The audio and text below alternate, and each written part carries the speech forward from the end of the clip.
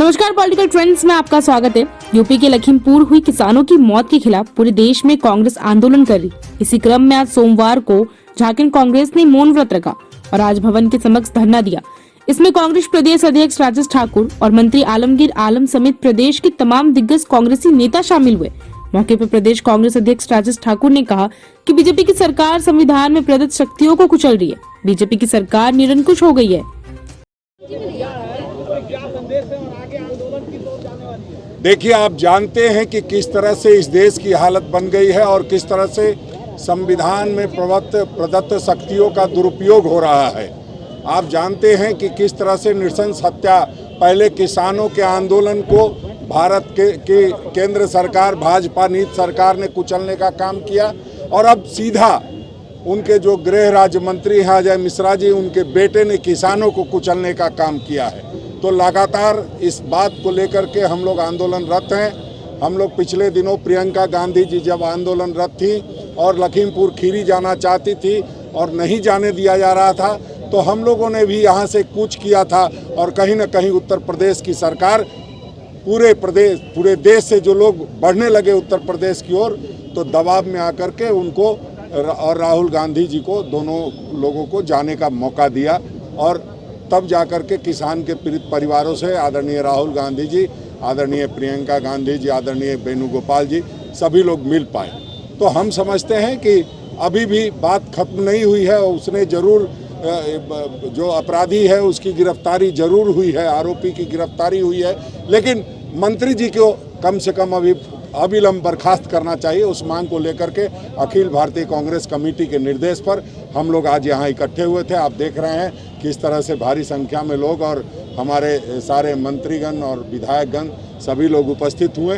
अब जरा सी भी केंद्र सरकार में शर्म होगी, जरा सी भी केंद्र सरकार में नैतिकता होगी, प्रधानमंत्री जी में थोड़ी सी भी कोई नैतिकता की बात होगी, तो निश्चित रूप से आज ही अजय मिश्रा जी की बर्खास्तगी केंद्र सरकार से की जाएगी। पद पे रहने से जांच प्रभावित हो सकती है क्या? कांग्रेस को लगता है ये?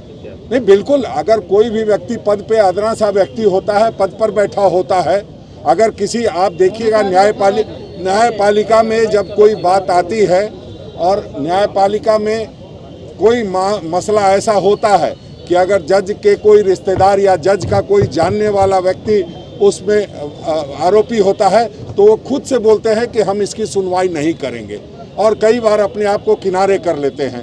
और जब गृह राज्य मंत्री का बेटा है और आरोप बिल्कुल साबित होने वाला है और सुप्रीम कोर्ट के निर्देश के बाद कहीं ना कहीं FIR हुआ और वो पकड़े गए हैं, तो निश्चित रूप से जांच को प्रभावित करना चाहती है केंद्र सरकार, इसलिए गृह राज्य मंत्री को अपने पद पर बनाए रखना चाहती है।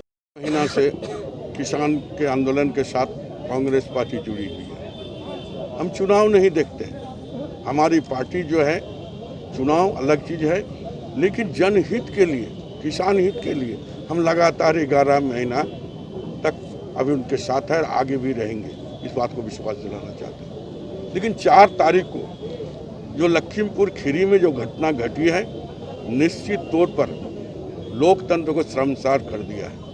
6 आदमी को कुचल कर मौत हो जाता है और वो कौन है?